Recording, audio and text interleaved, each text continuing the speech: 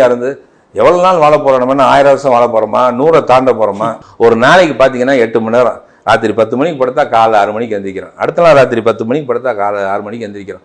நீங்கள் 8 மணி நேரம் ஒரு நாள் தூங்குறோம். தூக்கத்தில் பார்த்து கணக்கு போட்டு பாருங்கள். 8+8+ கணக்கு போட்டிங்கன்னா 20 ஆண்டு காலம் நம்மளுடைய தூக்கத்திலே போயிடுது.